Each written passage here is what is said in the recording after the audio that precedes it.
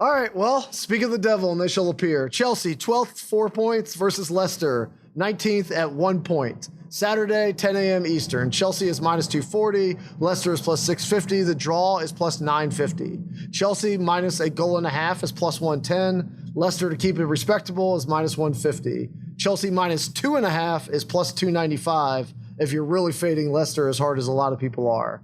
And speaking of which, I mean, Brett, like, what the hell is going on with Leicester? This is a team most expected to solidly be in the top half of the table, but they have been absolutely dreadful thus far this year. Do you expect them to snap back into form, or are we looking at this year's Everton?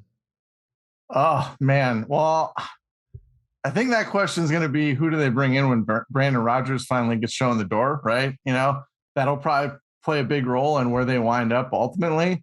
But man, I think it's two things. If I had to boil it down, I would say it to very simple terms. I think so far it's two things this year. One, Ricardo Pereira.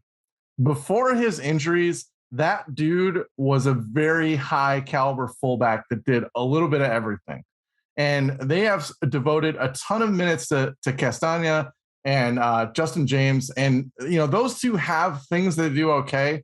Castagna's thing is more kind of like, he's almost like a utility player in baseball, like the kind of guy that you love on your team, that because he can play 80 or 85 games a year at like 6 different spots, you know, and rest guys. He's not a dude that I don't think you want as an everyday right back. You know, he doesn't do enough. He's not good enough defensively. He's not good enough going forward. He's not good enough getting into the box as a wing back. Like he's not Doherty from Spurs. So like when you lose a guy like Pereira, and you and I talked about this last year too, the importance of really good fullbacks in the Premier League. And Pereira just hasn't been available. And we don't even know what he's going to look like after this run of injuries, even coming back. And so they're just kind of very downgraded at that fullback position and just across the back line in general. The other thing is Jamie Vardy, like his game, we've always kind of thought this, right? Most soccer fans that have watched him, like he's a speed demon, and he's almost, you know, he's closer to 40 than he is to 30 at this point. Like he's going to fall off a cliff, and he was still a huge part of their attack. Like, yes, they have Madison. Yes, they have Barnes. You know, yes, Yuri Tillman's, at least for right now, is still in their midfield. But like, do you have any faith really in somebody to consistently put the ball in the back of the net if Vardy's wheels fall off? I mean, No, I don't. No. So, you know, I think that's part of it. And then the final thing is, you know, Kasper Schmeichel left, you know, Premier League favorite, you know, great member of the team that won the title, the miraculous run. And Danny Ward has been his replacement. So we talked about this a little bit last year, and you'll probably have fun with this one. So we talked about post-shot XG. So basically what that is the value of a shot where it ends up on the goal frame. So the total number of shots that Danny Ward has faced have totaled up to about 5 XG on the goal frame. He's allowed 8 goals. So he is not doing very well. He is the opposite of what Jose Sa was last year for Wolves. So not a great thing. You know, Schmeichel wasn't a great shot stopper at the end of his run here at Leicester. So it's not like, you know, oh my God, Kasper Schmeichel, we shouldn't have let him go kind of thing. But Danny Ward sucking could be a huge problem. Like if he's just not saving shots that most average goalkeepers do, this Leicester team isn't good enough to overcome that.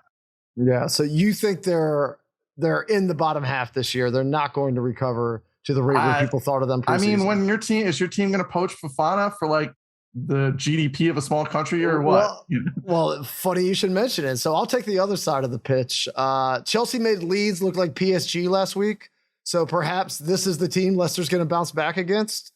Is this like a reverse psychology thing where you're going to like talk shit about Chelsea? Did I ruin it now by bringing it up? No.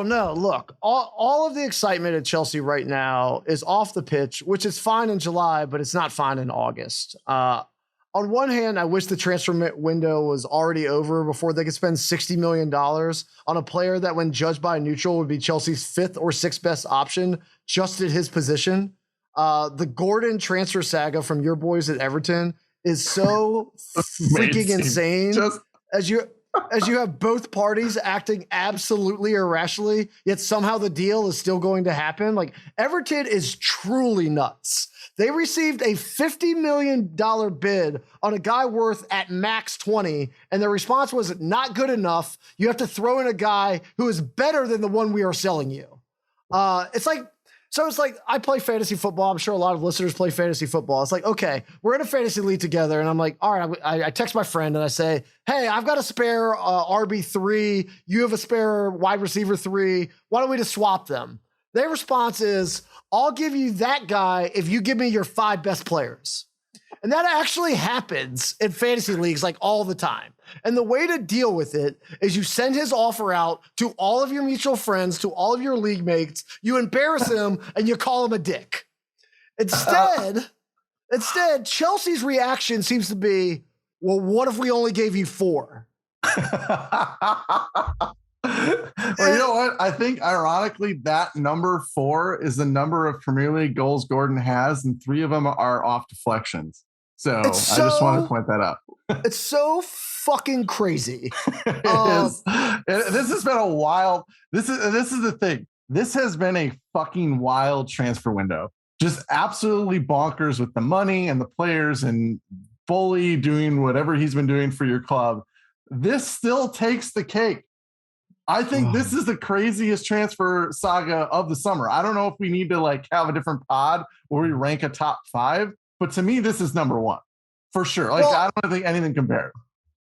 I hope it takes the cake, because like after this, they're about to sign Aubameyang, and they even had Harry freaking Maguire linked to them. 2 guys I have blasted on this show, and I want the window to end before I wake up and find Dele Alli sleeping on my fucking couch.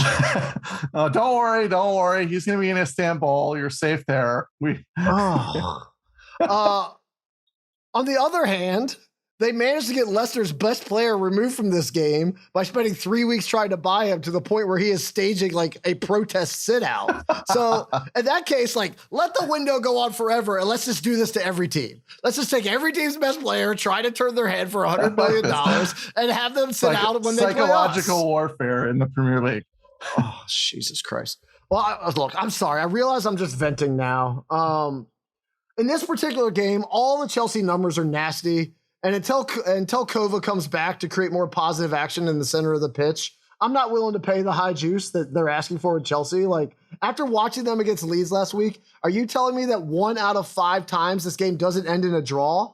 1 out of 5? And I'm getting twice the value of that. Give it to me at a crazy plus 950 for the draw this week.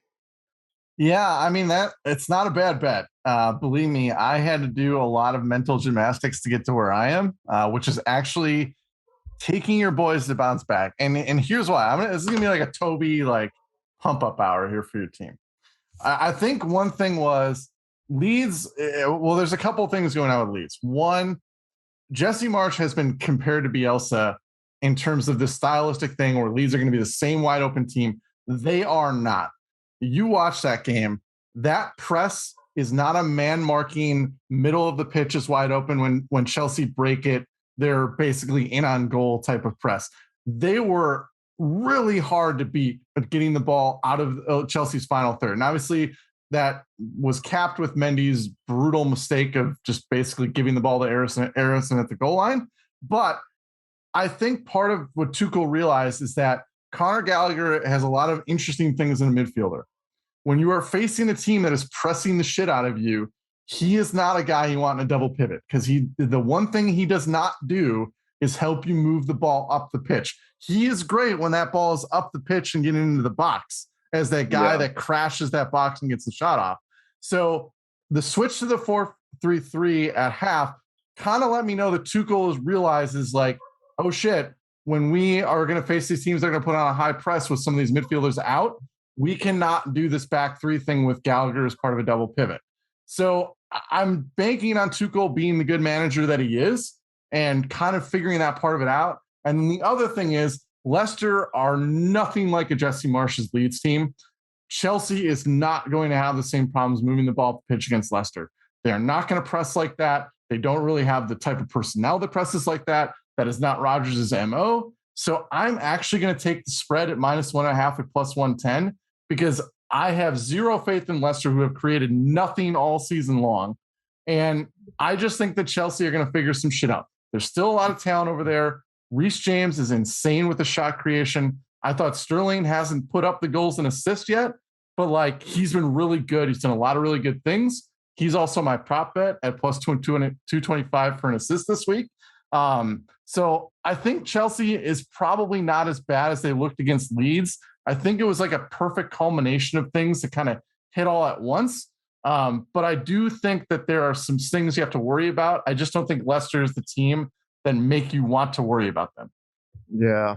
All right. Well, I just want to get through this game, get on to something I'm happier to talk about right now. So Leicester, Chelsea, my prop bet, both teams to score minus 115. Leicester doesn't give any reason whatsoever to think they could keep Chelsea entirely off the score sheet with their performances so far this year. So I like Chelsea to get at least one, most likely through Sterling. I think he's going to open his account this week. On the other side, Mendy could just kick it in the damn net himself and skip the middleman this time. They're Careful missing. What you wish for, Toby. You're putting things out in the universe, and they are coming back to you in ways that you do not like. Would not surprise me. And critically, they're missing Koulibaly this week because of the red card last week, so he's suspended. That might end up with Reece James as a right center back. I don't know. It means that Silva's going to be playing his fourth consecutive game. He's had to play basically every damn minute thus far. Jorginho is just not good enough as a DM to count on to clean things up anymore. So I think more often than not, Leicester ends up with one here, and I win my bet. It's not a bad play, man. I mean, I'm weirdly the Chelsea optimist of the group right now, and it's a weird shoe to be wearing. Well, after we're $200 million poorer and we have Gordon, Aubameyang, and Maguire to show for it, well, you're really going to hear me hear the optimism be let out of me. Just be therapy sessions all the time. All right.